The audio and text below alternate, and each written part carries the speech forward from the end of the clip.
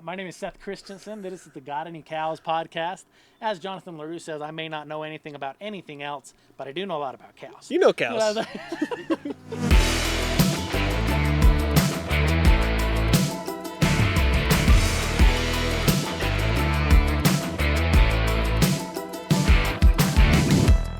Well, we're here recording another episode of the Got Any Cows podcast. My good buddy Lance Zollinger has been kind enough to donate a little bit of his time to help educate the world on a little bit of finance. And Lance is our banker, helps take care of us here at Christensen Genetics and keeps us financed. And Lance is a good friend of mine. We work together on a series of different things and have been lucky to work together on community projects as well as the business here at Christensen Genetics. So I think opportunity will give us plenty of chances to work together. Yes, absolutely. Absolutely. So if you would, Lance, kind of give us a background just on who you are and how you ended up where you're at as far as the work you do with Cache Valley Bank. Yeah, you bet. Been involved in agricultural lending my whole career. I grew up on a farm. I've been heavily involved in agriculture my whole life, so pretty natural to want to apply business principles that I learned and I loved through my schooling experience and apply that in this ag lending world. So it's a mix of business and finance and ag, and I love it. So with Cache Valley Bank now, previous to this, I've been with Cache Valley Bank for about 7 years. Before this, I was with the Farm Credit System. Still think a lot of the Farm Credit System. I love its purpose, its mission. Collaborate a lot with the Farm Credit System in different ways in what I'm doing right now, and I've really enjoyed applying these things that I do or that I know to try to help producers in this community bank environment that I'm in. Yeah. So, been here in Cache Valley, here in Preston, for that same time that I've been with Cache Valley Bank, and have a family. I have 6 kids and my beautiful wife Tess, and we feel in a lot of ways we're living the dream. Have a small farm on the side and would love to make that bigger over time as well. You bet. You bet. And Lance and I have worked together. Preston FFA would be where we initially, I guess, made contact. So I went to high school here in Preston, grew up right here in the valley that we're in today. FFA celebrity Yeah. in school. At a minimum, there's some stories left behind from my time with Preston FFA.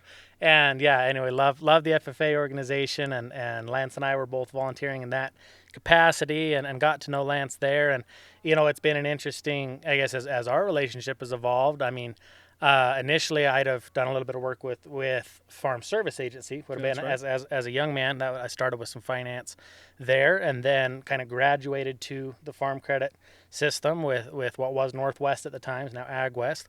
And then the opportunity came to work with Lance and brought everything to Cache Valley Bank. So if you would, Lance, from your perspective, I guess walk somebody through, especially if you were looking at a young producer or maybe somebody that's not familiar with finance and they're looking at what are some options to even get involved in ag. You know, if they're coming at it from a capital constrained environment, maybe walk them through a little bit of what FSA, farm credit, and private lenders, those 3 approaches to financing an agricultural operation. You bet. I would say, as just a general statement to start that answer, that I think anybody at any stage of their life or their business progression shouldn't assume that it's not possible. So you talk about small or young or beginning producers. I'm one to try to help people understand that if you do have a good plan and if you have some commitment to that plan or are willing to work, we can put together financing packages that can help someone be successful. So as you ask about the FSA, for example, the Farm Service Agency, through direct loans that they'll offer, you experience that to some degree. Through loan guarantees for loans that I make, or a combination of those, we can leverage properties 100% if we need to, as long as the person who is obtaining that loan has a plan for repayment. That, you know, when you leverage a property that much, when you finance all of the purchase price, typically that shouldn't work from a cash flow perspective. But we've seen time and time again, through some creativity on the part of the operator, through some maybe working a job alongside of acquiring this new asset and this new business, if they're willing to work hard, we've got programs that can make it so it is not impossible for people to get into a farming or production agriculture operation. Right. And I was surprised. I mean, as a kid, the first thing I ever did with FSA would have been, it was like a micro loan, I believe is what it was Yeah. called. It was like $5,000. I'd have been 16 or 17 years old. And learning how finance works, from an early age with the flexibility that's built into a program like FSA, it's designed to help people that don't fit a conventional lending environment.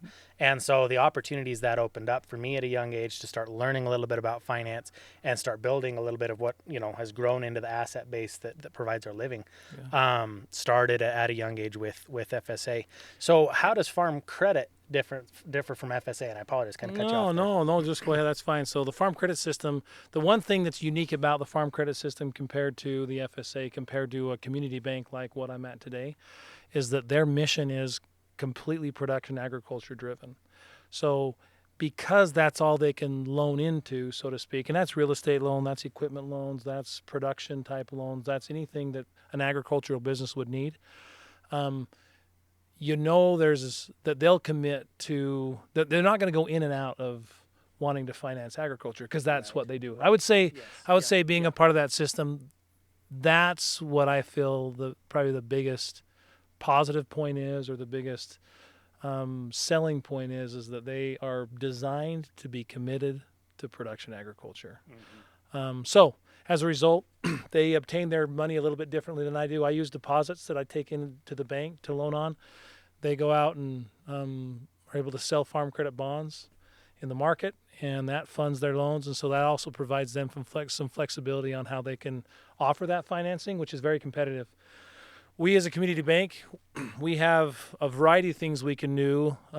Thankfully, though, as a community bank that's rooted from its beginning in rural Utah and Idaho, right here in Cache Valley, the commitment for me is the same, if not more in some ways, because when you're a community bank, you need the community. And so you demonstrate commitment a little bit different way, but also in a good way. Yeah. Yep. And I think each provides a valuable from the lender perspective, or not the lender, sorry. You'd be the lender. For me, from the borrower, look at how much I know about finance. So for me as the borrower, from the borrower perspective, each of those programs has its place. Yeah. And we've been able to use each of the three. In the beginning, when you basically have nothing to start with, FSA was the fit. Going forward, as we scaled kind of into production agriculture, Farm Credit was able to offer the most competitive rate. They were able to give us, it's like a 1% patronage dividend, something along those lines, and made their interest rate very, very competitive. Not quite what FSA is, but better than what a traditional bank can match. But at the same time, looking at the farm credit system, it comes with some constraints because they are set up specifically for production agriculture. So as our business started to evolve beyond maybe the constraints of what you would call typical production agriculture, it wasn't just commodity production. We weren't just producing an ag commodity. We were producing a branded product. And that started to require some different options from a financing perspective relative to what the farm credit services could provide. And through our relationship there at FFA, that's how things came together with Cache Valley Bank and putting that together there.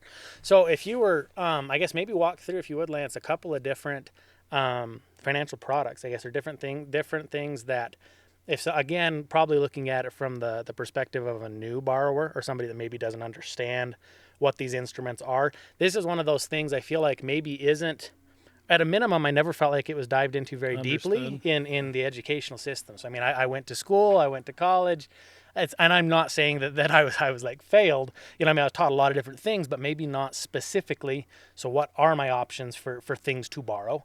And how do I get them? And what service or purposes do they serve? A couple of the notes I had marked: mortgages, line of credit, one-time purchases, and walk us through kind of what those do and how you get one of those done. Yeah, you bet. We'll go general to start, and then maybe we'll talk about more specific to your young, small farmer.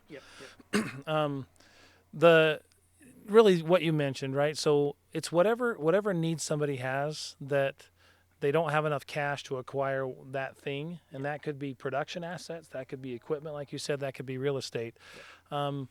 So we all have loan products for that. When I say we all, from the FSA to the Farm Credit System to me at Cache Valley Bank, at a community bank, We have certain levels that will get involved in those things. So we have collateral requirements, we have cash flow requirements, we have basically balance sheet financial health requirements that might differ a little bit based on the loan product. But to probably most easily answer your question, if someone wants to buy some real estate, they can come to us and we'll help them buy some real estate. We'll require them to have some down payment.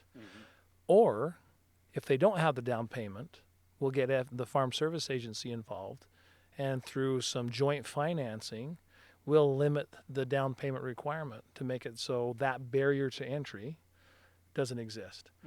In a lot of ways, we can do the same thing with equipment loans or cattle loans or anything like that. Any asset that the business needs to generate income so they can be a production agricultural business, we can finance into and use those assets that they're wanting to purchase as collateral for our loans. And then again, like I said, on the production side, that probably rounds us out into 3 different types of loans I think that we have, to where if your income generation is only going to happen once a year, for cow-calf operation, for example, then you need something to fund your operating expenses until you get that one-time income event. Well, we'll do operating loans to help people with that. I think the most important thing to the young and beginning, like I said, I've noted many times this relationship that we have with the Farm Service Agency and the critical role that they play. I've talked about, leveraging assets or being able to finance a high percentage of the value of that asset because of them and their joint help. But they'll also do some pretty interesting loan structures, right? Or they'll allow for that. Their direct loans, they'll go out 40 years. That typically doesn't happen. Right. Because I can get a guarantee on a loan that I make in as a part of that relationship, it'll allow me to go as far as I can, which is 30 years. And then it'll also allow me to utilize some participation programs to where I can do longer term fixed rates, something a community bank typically does not do, that the farm credit system does do. Well, I can use even some help from the farm credit system while I use help from the FSA for us to provide whatever product, even from my bank, that they need to be successful. Yeah. So, we'll get into this, I'm sure, but as a general rule, as we're assessing the risk of those opportunities that we have to lend money, we get information from a borrower. So that's part of your question. Yeah. We want to know what their asset and liability picture is, what debts they have, what they own right now. We want to know what they typically have done to generate income, and add to that what they project to make based on whatever their plan is. We look at that all together and we decide if either us alone or with the help of some of these other tools from the Farm Credit System or the Farm Service Agency, if we can put together a structure that is approvable from our perspective. Right. So if you were, I was just thinking of this question that I'd actually kind of add in or throw in there. We were talking about you and I, meeting via Preston FFA, kind of a random spot that we met. But if someone was looking to, I guess, get to know a banker or get to know a banking professional and establish a relationship where they could even discuss these options or see what could be done, do you have any ideas or thoughts as to how someone goes about finding a lender or choosing a lender? Well, you can. It's pretty easy anymore even to go on the internet and try to find those who you think might. But I think the more important part of your question is how to identify or find that relationship that you're after, not just the transaction. Right. Interestingly enough, I don't think it's not that we serve in the community, and I'm going to say probably you the same as me, because of business opportunity. But it sure is a great place to find each other, so to speak, and so we can know we have like-minded people that are community-oriented, that have needs this way, needs that can be mutually met, right? We need you. You come, you deposit your funds with us as a bank. You take loans from us as a bank. So that's the circle of life of a bank, right? I have those deposits, so I can use those for what we need. We make money off of the interest, and so we very much mutually benefit each other in that relationship. So I would say this to producers that are involved, like getting involved in the community is so much more important than I ever imagined, to build and develop relationships that matter in many ways, even in business type ways. Right. So, beyond that, like the Farm Credit System has branches all over in the rural areas where you're at. community banks like ours, where the farm credit system typically has some geographical limitations at times based on the different associations that exist. As for me and my bank, if you need an agricultural loan, I don't care where you're at, come to me. I mean, we're going to be pretty careful to not stray too far from our service area. Sure. But it's fun to not have those boundaries so that when we find good businesses, we can help them or refer them to another like-minded community bank organization that we trust. Yep.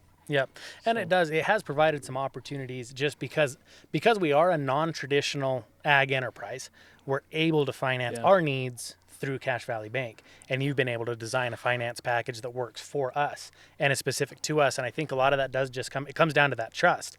Like you know I'm good for it, and I know you're taking care of me. You know what I mean? You're not selling me a product I don't need. Yeah, you know what? We should talk about that because I think it's important. I think it's important for promotion of your business enterprise, but also for what we believe is important as to truly be a community organization.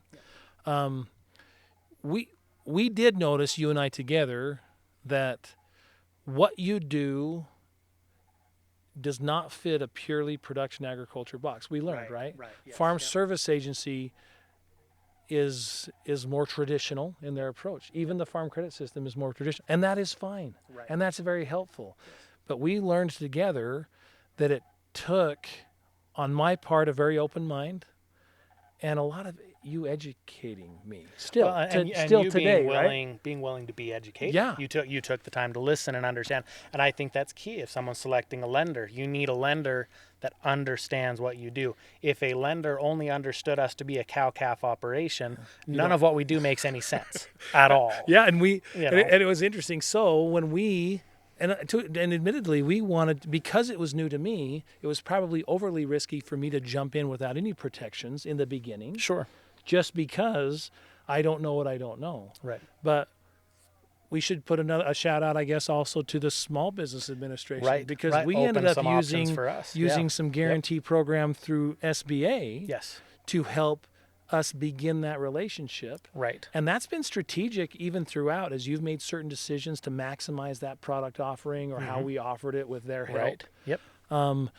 That it's interesting to know what tools are out there. So again, there's another program that can help people get going or expand or take an idea and make something of it.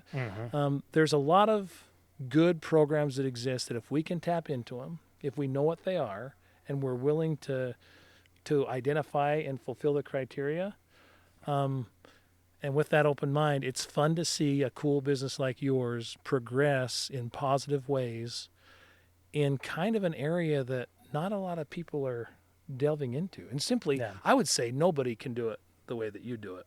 I appreciate it. And that's exciting. So I appreciate that. No, and it is rewarding to be in a situation where I feel like you and I are working together to get done what needs done here. You bring tools and assets to the table that are beneficial to the business, and the business provides value in return to the bank. Yeah, the one thing that you said from the beginning is if we're going to do this together, we need to meet often. Yes, that was a requirement. I wanted you to buy me tacos. No, once a quarter, whatever it is. You name the place that makes good tacos, and we know a few of them. But I'll tell you what. Knowing that was an identified requirement of yours in the beginning, we have together taken that seriously. And it has been, and I've probably benefited most from it, other than maybe you get a taco out of it. I get a taco, which is great. But I can't, and you talk about things that I think really good producers do, is they communicate. So what I get out of those meetings is you help me get at least quarterly a clear understanding of where your business is. So can you imagine, like most of the time when I'm renewing lines of credit, it's an annual thing, and we take a look at the review of the year, where you could call me up because of how you're doing this and how we're communicating. You could call me up anytime, and I have a general understanding of where you're at, and it makes then we have a decision-making conversation together. I provide whatever input I can so you can make a healthy decision, and I can provide the input because I have the information. Right. Yep. And it's been a valuable thing for me, historically, prior to doing what we've done together with Cache Valley Bank. I always dreaded renewal meetings. Yeah. Just because I wasn't sure what the banker was thinking. I wasn't sure where I was at for them. Are we on the same page? Are we not on the same page? Am I in trouble? Is this a good thing? Are we good to go again? Where are we at? And it was nerve-wracking for me that this is my livelihood. This is what feeds my family.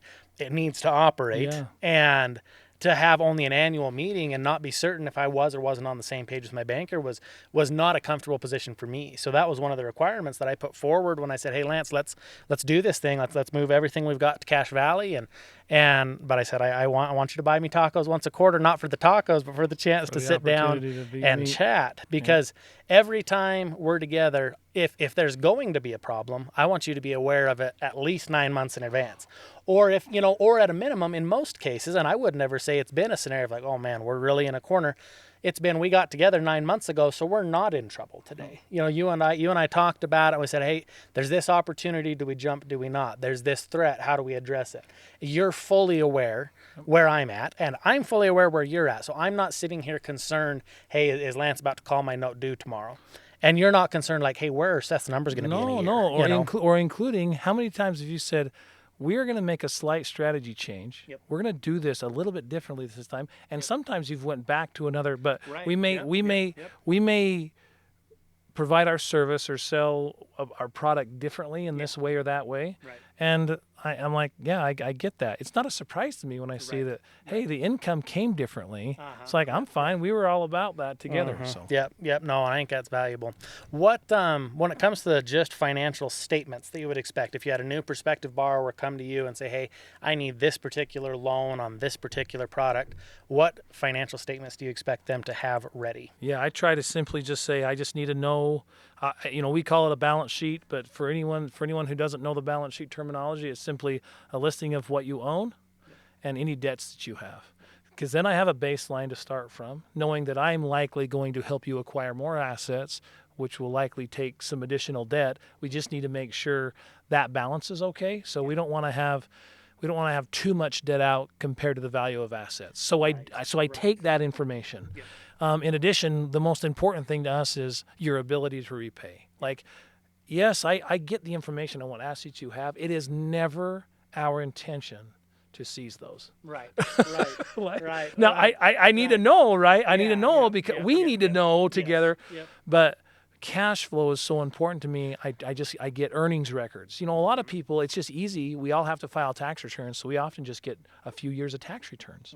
And that helps us know where we've been and what steady state people can generate to repay whatever debt they have. Yes. Maybe including the one I'm about to give. Yeah. Now, oftentimes, whatever we're looking at together requires some projection. Yeah. So I'll take that historical information, but I'll also, and this is another thing I think was important as you and I began together, I will also take what you project to do.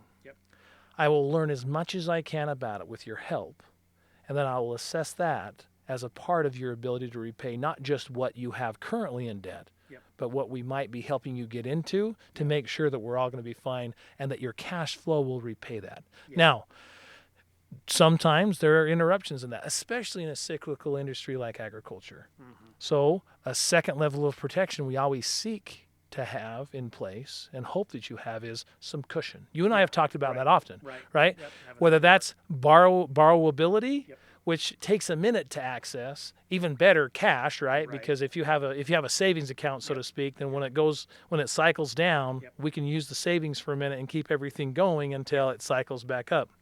But if that's depleted, what do we have in lendable equity and other assets that we could potentially make a loan on, hoping as long as it still can be repaid, so we can get people through the ebbs and the flows of cash flow. Hey guys, this is Seth Christensen with the Got Any Cows podcast. I wanted to give you guys a personal invitation to check out our website. That's gotanycows.com. Gotanycows.com is going to take you to the Christensen Genetics website. On that website, we've got a couple of different things that I would like you to take advantage of. One of the first tabs that you'll see there across the top on the Christensen Genetics website is the podcast tab. You can find any and all of the episodes that have been released there along with full video. The next tab over would be the Learn tab.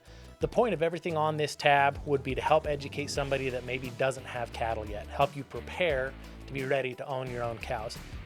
We help people on a regular basis establish new herds, build a quality set of cattle. The Learn tab is all about being ready for cattle ownership. The next tab that you'll see on the top of the website there is the Build Your Herd tab. This is going to have our current sale inventory on it. It'll have everything from semen and embryos to females, bulls, all of the above. It's all there. There's going to be pictures there. There's going to be registration links there. There's going to be pricing there. All of the live animals on christensengenetics.com come with free delivery anywhere in the continental United States included. So if you decide to purchase any of these animals, all you have to do is click the click to buy button that is included on each of those listings. That'll send an email to us. We'll send an invoice to you. Once you pay that invoice, we'll go ahead and schedule a brand inspection, a health inspection, and shipment to your ranch. And then after that, the next tab is the Run Your Ranch tab. So this would be where you can find information on what to do when you receive those animals, vaccination protocols, nutrition recommendations, calving recommendations, shipping, marketing, anything that you might need to do once you own the cattle.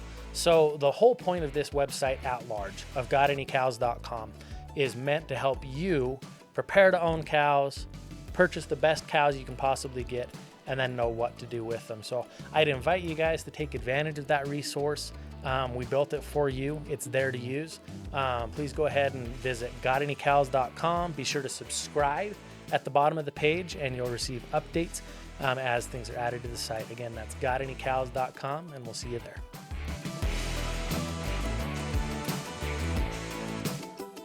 We're back with Lance Zollinger from Cache Valley Bank talking about financial statements and metrics. If someone were to come into you with a new project from a new borrower and you were taking a look at their financial statements for the first time, what are some key metrics that you would like to see or that you would analyze on those financial statements? And what are maybe some do's and don'ts for a prospective borrower? Yeah, I know. I think that's good. Let's start with those metrics. We'll start first with what's, I guess, most important, and that is someone's ability to repay.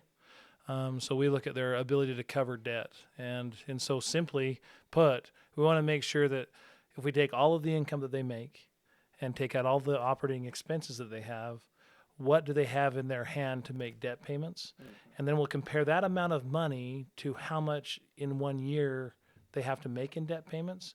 And we don't want that to be just one-to-one, right? We don't want them to just barely make their payments. Yeah. We want to have a cushion. And so what that means is we want to make sure they can cover their payments and have some excess that they earn that they could put away for future investment or for as a cushion for adversity. So that would be the first one. And so I think as a general rule, a person should be prepared to demonstrate that they can make more money than their expenses and payments require. Yeah. Now, in the years, like I said before, in a cyclical industry, that maybe the price is low enough that they can't quite make their payments, then we'll measure their liquidity is what we call it. Call it your net savings account. We'll take what their current assets are, including cash or accounts receivable or inventory.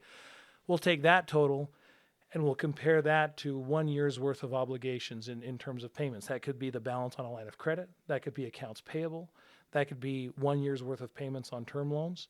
And again, 1-to-1 is too tight. Right. We want to make sure that they have current assets, we call them, or cash or things that are almost cash type assets that is more than what they have in annual obligations. Yeah. So key metric there is that they've got some cushion to withstand a downturn.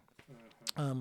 And I think finally, we look at overall what we call balance sheet leverage, and that is we take the total of their debts, divide that by the total of their assets, or divide that by their net worth, and we want to make sure that's in check such that we haven't, in debt, pushed too far into the value of those assets, because at the end of the day, if they don't have enough money to make their payment and they don't have enough in the savings account to bridge the gap, we need to see if we can go to those assets and maybe make a loan on them to help get us through, or if it gets right down to it and the business is struggling, can they sell those to get everything cleared off and be okay and still have something to go home with and try something else with or something like that. So those would be key metrics. Now, in terms of things that we've talked about on do's and don'ts,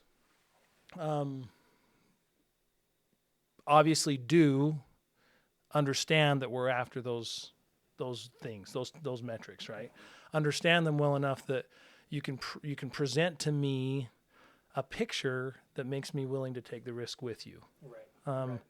The don't would be don't not have a plan. If Seth Christensen comes to me, however many years ago, and says, I've got this cool idea, it probably should work, and doesn't really have a good plan, I just don't know if I care what the ratios say. Right. I need to know that you can create a high likelihood of success in this, and I've got tools to jump onto that dream with you, right? Yeah, So- no, absolutely. And I think it's key that for the average business operator, or I guess anyone even seeking to operate a business, that you know your numbers. Yes. And that's an overused phrase, but it is overused for a reason. You need to know. Know your numbers, because if I come in and I don't know, I'm like, well, Lance, am I in a good spot or am I not? Or, you know what I mean? Am I making money or am I not? Like, you tell me. That doesn't inspire confidence. No. You know, for you as a lender. I just can't afford it. I Right. can't afford the risk of that. Now, I have that situation happen, and I have had to kind of change the relationship that I have with people that are like, hey, slaps their stuff on my desk and says, how'd I do? It's like, man, I hope you're not asking me that, right? Right, That's what I was yep. hoping you were going to tell me. Yes, yes, yes. Yeah, so you said that well. Yeah, yeah. No, I think, you know, if and this is one of the things that I learned, I guess, too. So record keeping, Yeah. QuickBooks, you know, pretty basic, pretty standard, pretty common, straightforward bookkeeping program. Still way over my head. I tried and failed twice to get onboarded with QuickBooks, because I would spend all year, 364 days, running the business. And then in one day, I needed to tally all of the transactions for the nightmare. year. That's tough. And learn the program, put it all in the program, and then have it spit out my Relearn the number. program that you thought you knew. Exactly. And it never worked. I did that on 2 successive years and gave up, threw QuickBooks away, and just turned in a gigantic series of Excel spreadsheets, which worked well enough to get taxes done. But my wife, bless her heart, learned QuickBooks and figured out how to keep track of everything there. And we keep track of it all year, all the time, religiously. We always send invoices. We always log bills. It is an all the time thing. It's an everyday thing. It's an every week thing. It's an every month thing. It's an every quarter thing. And because we do that, because we keep really close track of where all the money is coming from, where all the money is going to, now instead of it being, like I mentioned before, the dread of like an annual renewal. And it was the same deal with taxes and things at large, just a dread of this, like, I don't have any idea where I am, you know, because I've been driving blind on this business for a year. And that's terrifying for the lender as well. But instead, to be in a situation now where, because again, thanks to my wonderful wife, we've got our numbers, we've got a pulse on that all the time. And so now, instead of it being something that's I have to do this, it's an actionable piece of information. I can ask my wife on any given day, like, hey, where are we sitting? Show me the other, you know, I mean, for example, last week I said, hey, show me year to date numbers, profit and loss, dollars in, dollars out of our accounts this year, 2024. And then show me the same time frame, January 1 through September 4, if we were doing it today, of last year. And then I can look at them side by side. And are we improving? Are we falling backwards? Are we overspending? Are we under earning? Whatever it may be, is there something out of line year over year? Because every year we want to be a little better, you know, making a little more and spending a little less, not a little worse. And I think if you've got those numbers in line, it's both an actionable piece of information for your banker, but it's also, I can come in confident, like, you're going to like what you see. Yeah, not only that, but when you call me and say, hey, I'm thinking about this, it's a very different conversation, because I'll ask you, I'll say, okay, well, because in my brain, I want to assess those ratios that we talked about. I want to assess those metrics, even if mentally, without having them, if I can say, I mean, think about this. However many years ago, I would ask, well, can you kick me a profit and loss so I can kind of see how you've done so far? And that could have taken whatever X amount of work. With the way you and Haley work now, I could ask you that today, and you're like, I've got it, or give me about an hour and I'll have it. And then I'm like, well, let's talk then after you give me that, and then I can really help. Right. Yeah. Right. Yep. And that's where it becomes, again, instead of a dread thing, it's a positive thing. When Yeah. you and I get together, I look forward to the tacos, I look forward to the chat, Yeah. but I look forward to having another set of eyes on the numbers, and you can see, hey, here's something we're doing well that I hadn't even really picked up on in my analysis, or maybe here's a threat. This is something that's maybe a little out of whack somewhere else. That if it's corrected early, it's a non-issue. Whereas if that issue ran uncorrected for a full 12 months, or we're unaware of the issue, it could be a significant problem. Well, so let me give you an example of that. You talk about do's and don'ts. Another thing that I've seen that is not bad, but can be hard, is someone that's so hyper focused on the flow of cash, on the net income, or even just overly focused on their gross income. If someone focuses only on the gross, the income that you receive before paying any expenses or debt, you can feel like you're making progress. But I've seen businesses that have grown significantly in their gross income, but have not paid attention to the draws on that income in terms of expenses and debt payments. Right. And their growth is yielding less net income. So that's an interesting dilemma, right? So if someone's focused on only gross income, that can be a problem. Now, if the ratio stays the same, or what we call in our world the economies of scale work, then that ought to be growing the net income, not guaranteed. Right. Furthermore, though, the one that I think I as kind of to your listeners, to something to think about is, it's not just about the income, the expenses, the flow of cash. Some people feel positive that their cash flow is working the way that they want it, not realizing maybe, and you and I have had this conversation before, making sure that this is the case, and it's always been productive. It's not been, but I've had to say to you before, great, Seth, your cash flow's fine, but is your balance sheet improving? Right. Or is the balance sheet deteriorating? Because because of how, especially in this whole tax return, I want to manage taxes, within the bounds that are okay, but manage taxes such that in our industry we can push income, we can bring expenses forward, we can manage that, and that can show the guise of barely making it, but the balance sheet would be improving significantly, so we're okay. Well, maybe cash flow is amazing, but it's a result in part of me depleting my production herd. Right. Exactly. I can make it look like I made a ton of money this year if I sold off all the cows.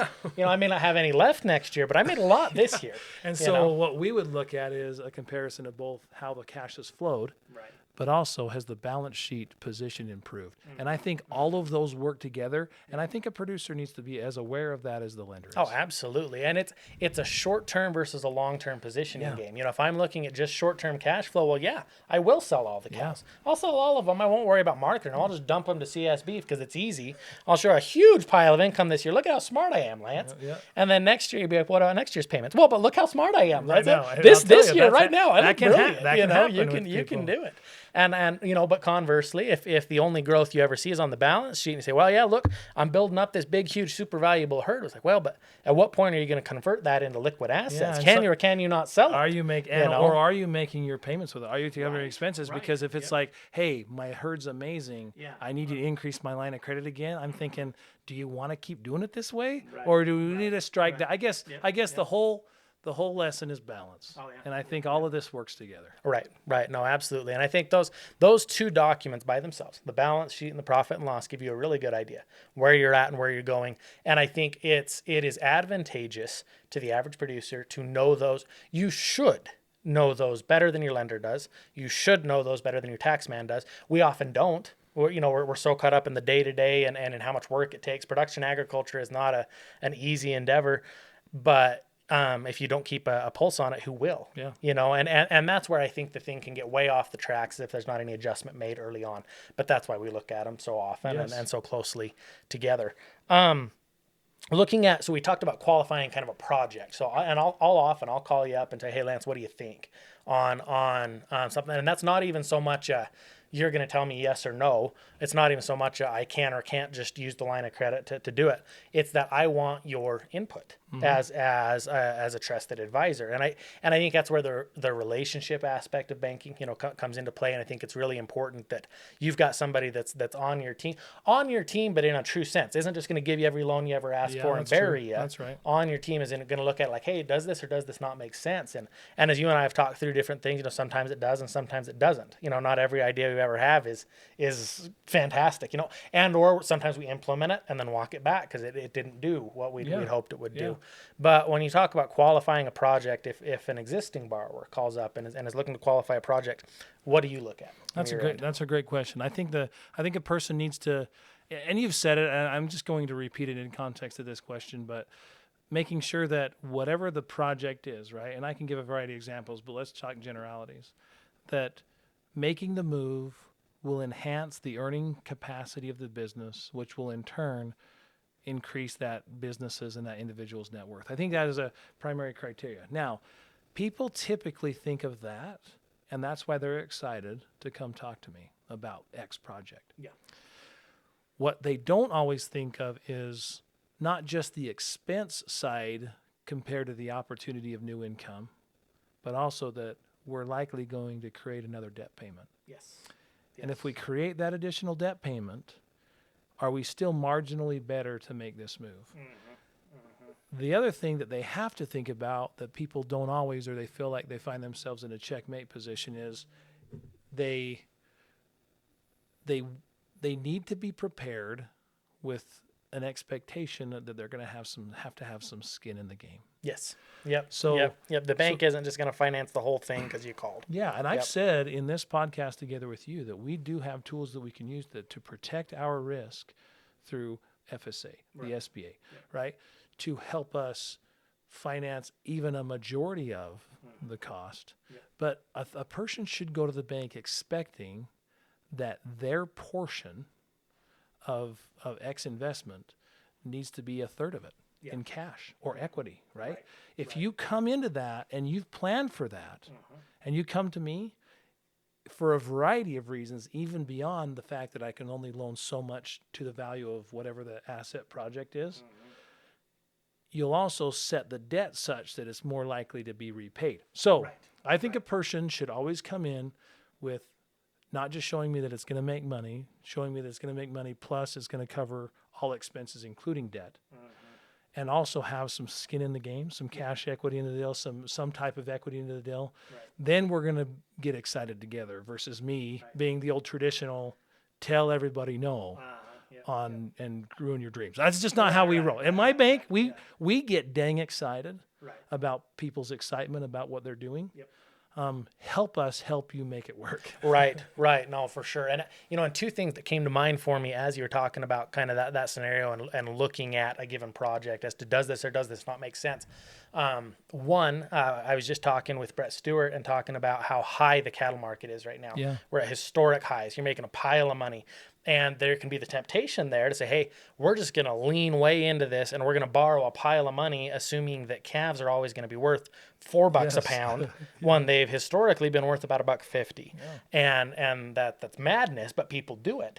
And so I think you have to be careful to set realistic expectations, and don't say, well, we can service this debt if everything stays just at this wild high. I think you need to say we can service this debt even if things are only pretty average or even a hair worse than average. I couldn't have said that better. And so I think that's key. The one other thing that I thought of, and you mentioned this, is as far as building out assets or things like that. We had when we at our highest number in our cow herd, we had like 700 cows, and it was a mess. It was a dumpster fire. We were not set up for it. We didn't have the feed, the facilities, the labor, the capital behind it. It was too many cows. So everybody around us saying, "Wow, it's fantastic. You have 700 cows. Yeah, you look great." But we make drastically more net income on 400 cows Good example. than what we do on 700. And so you talked about, not just maximizing that gross income. It's not just about having the biggest cow herd either, right? Like it's not just the top line. It's what's coming out the bottom. So just two different comments that came to mind as you talked there. So when we get around to having a loan done, and you've gone ahead and you've met a borrower, you're comfortable with them, things look good on the financials, we've qualified a project, we've issued a note, whether that's a line of credit or a mortgage of some kind or just a term note, servicing debt when it comes to making payments. Walk me through some traits of your most successful clients or the ones that have done really well or made your life easy. Walk me through some common mistakes and then any recommendations you have to help people keep it out of the ditches and stay away from maybe some common pitfalls with minor adjustments now, avoiding major problems later.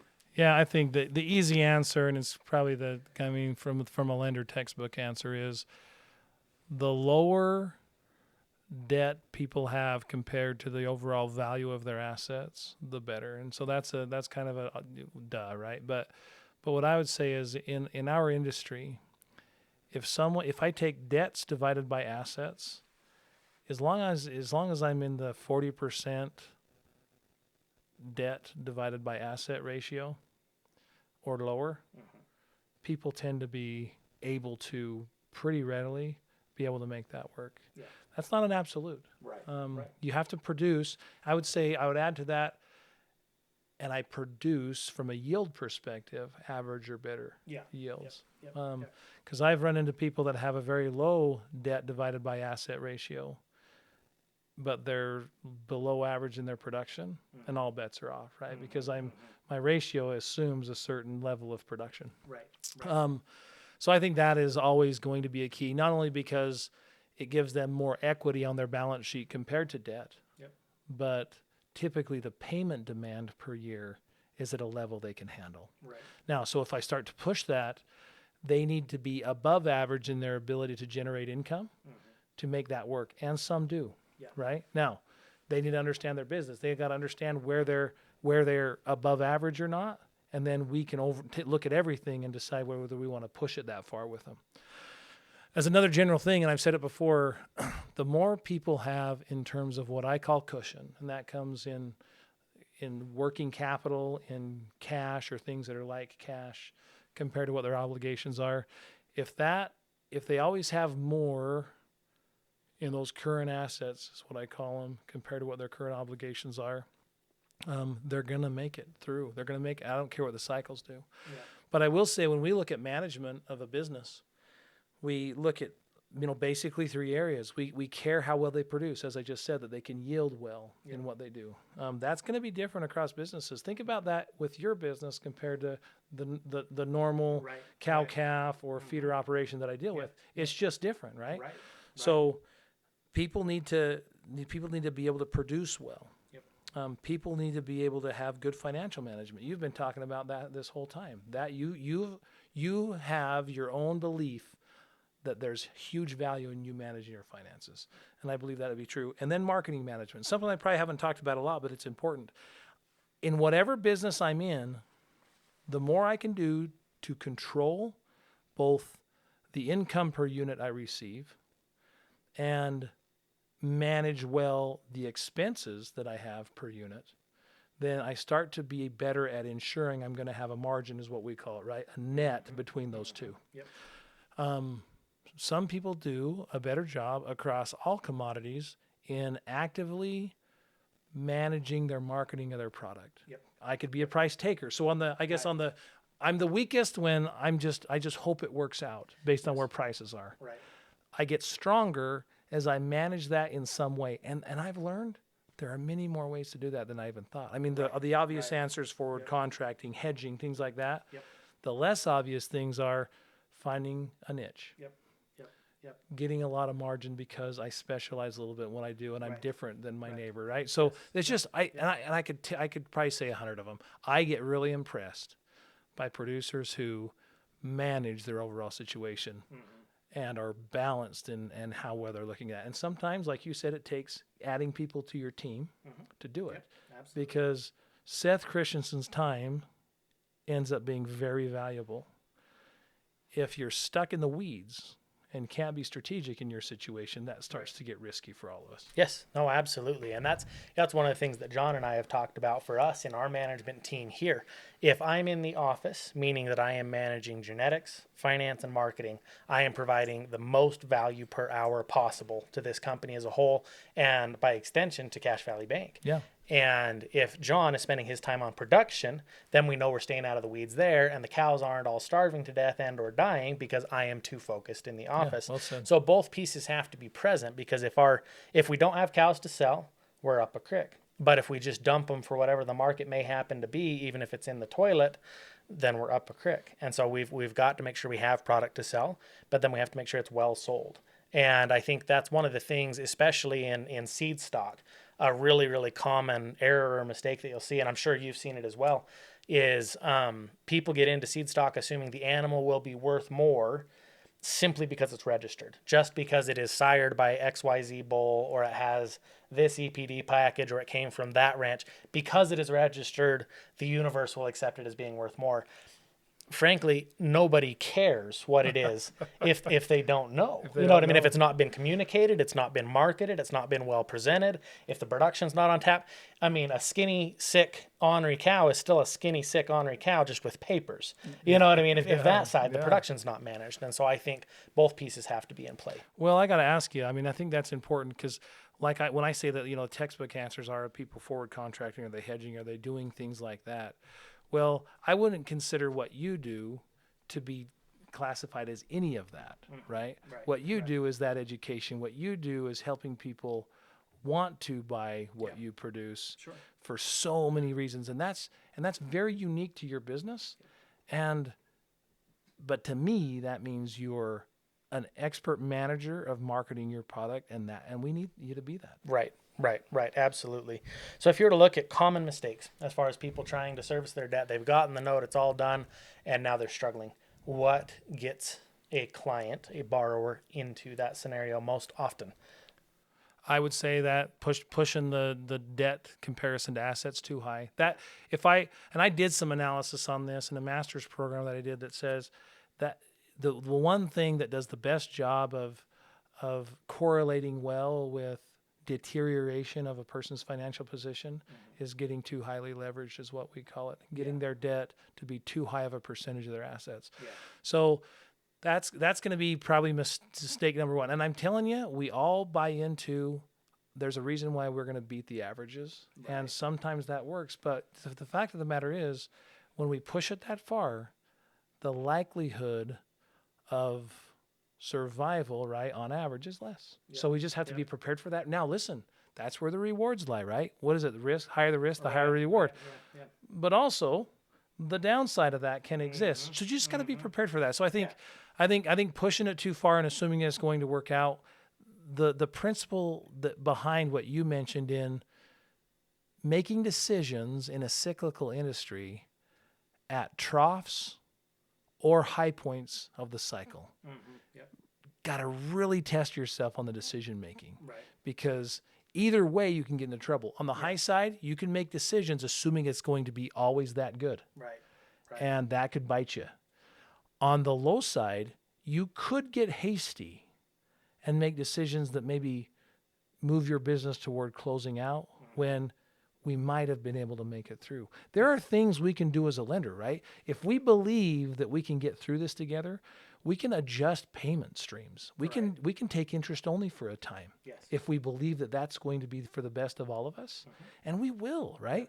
We do not like having to move to the part of what we do that means I have to take your collateral and I have to sell it so that I can get paid back.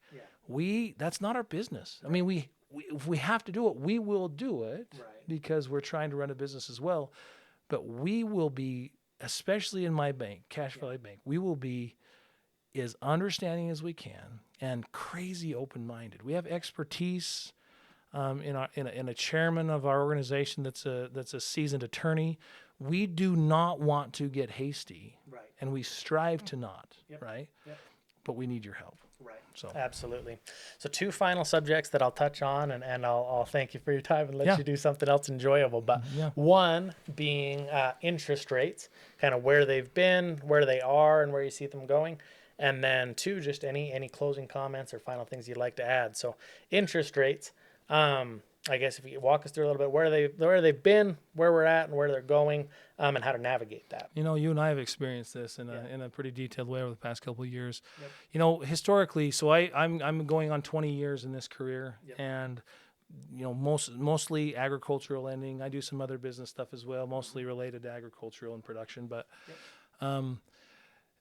interest rates through most of my career have been historically low. Yeah. It's been pretty fun, right? Yeah. I mean, since that's a part of what I do to try to help people get excited about projects that need financing, Yep. it has been fun to work in a low interest rate environment. Absolutely. Over the past 24 months, those have started to rise. Yes. And I would say in the 20 years that I've been doing this, our interest rates are at the highest point they've been in my 20 years. Right. Not prohibitive. I mean, people are still doing projects. People are still growing their businesses, and so it has been much more challenging. The percentage of gross income that's taken in interest expense is pretty significant compared to what it was. Right. So we're at a high point right now.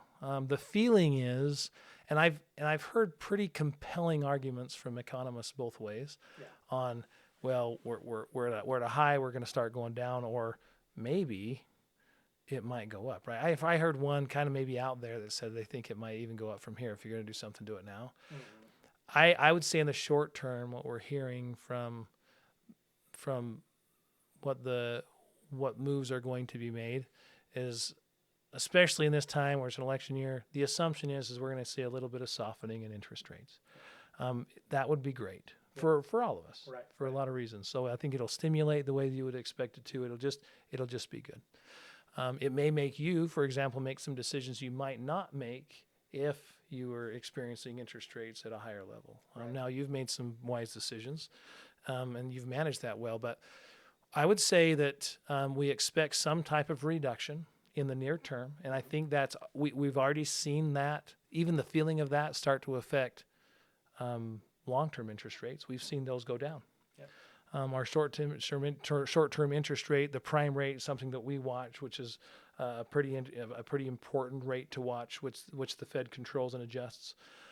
We expect that's going to go down here in the next FOMC meeting. So as that happens, that's going to create some relief for people, and that I think will continue to have some effect on long-term rates. So I would say, based on where we've been, both at the low and now at the high, that what we would expect, and I think it's just probably good management for someone who's borrowing money or depositing money, we would expect that interest rates will soften some, but we shouldn't expect them to go as low as they did for such a long time. Right. Yep. And I think, there's challenges and opportunities present with any market Either shift. side of it, you got it. And I think, the environment we've been in with those historic lows meant for some real opportunity to say, hey, leverage doesn't cost what it once did. Yeah. And employing that, making use of those financial instruments. Whereas today, we're not back to the 1980s by any means, but there's never in my lifetime have I been able to go buy a certificate of deposit for approaching 5%. Yeah.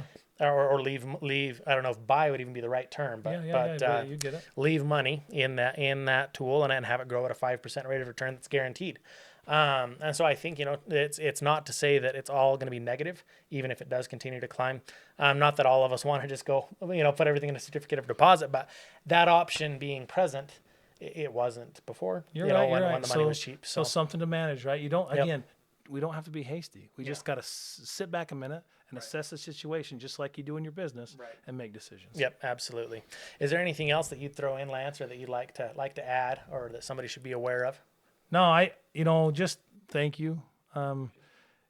Seth, it's always very edifying as you and I visit and we talk about these things, and it's not, I feel like you can sense from the conversation, this is not like a new thing that we talk this way, right? I have appreciated that. Your approach to this has really grown both of us, and we need to continue to push ourselves to grow into opportunities, right? And so just grateful for the opportunity. I think the world of your business. I think you and your organization are heading in the right direction. It's going to be fun to see what you continue to do, and the more and more people find that out, I think it's going to be mutually beneficial for them and you. We're grateful to be our little part of what you're doing. Yeah. Yeah, no, and I would just encourage anybody that's out there that happens to listen to this episode to find a banker you can trust, find somebody that's a friend in the financial industry, learn from them, bank on them, literally and figuratively. Well said. And, find somebody you can trust. But I appreciate you being here and taking the time, Lance. It means a lot to me that you're willing to donate your time to help educate people and share a little bit of our story. And appreciate you being here on the Got Any Cows podcast.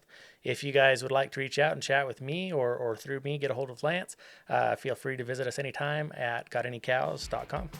Thanks for joining us for this episode of the Got Any Cows podcast. Be sure to subscribe, rate, and review wherever you get your podcasts.